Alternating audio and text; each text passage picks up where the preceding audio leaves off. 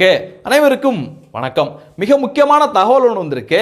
India Russia கிட்ட இருந்து வாங்குற கச்சா எண்ணெயோட அளவை உயர்த்தியிருக்காங்க.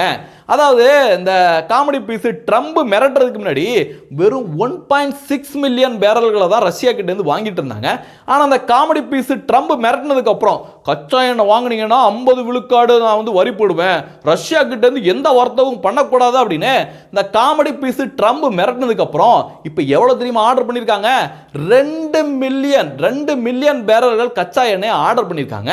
இது இங்க இருக்கின்ற உண்டியல் கம்யூனிஸ்ட், இந்த இத்தாலி காங்கிரஸ் பப்பு ராகுல் பூந்திக்கெல்லாம் பேரிடி அமைஞ்சிருக்கு. ஏன்னா இவங்க எல்லாம் பயங்கர கனவுல இருந்தாங்க.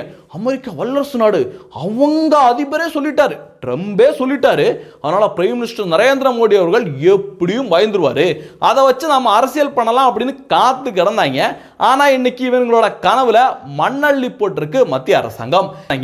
ஏன்னா இது இத்தாலி காங்கிரஸோட பிரைம் மினிஸ்டரோ இல்ல உண்டியல் கம்யூனிஸ்டோட பிரைம் மினிஸ்டரோ இல்ல இந்த திராவிடத்தோட பிரைம் மினிஸ்டரோ கிடையாது. இங்க பிரைம் மினிஸ்டரா இருக்கிறது ஆர்எஸ்எஸோட பிரைம் மினிஸ்டர் நரேந்திர மோடி அவர்கள். தேசத்தோட நலன்ல எந்தவித சமரசமுமே கிடையாது. நன்றி. ஜெய்.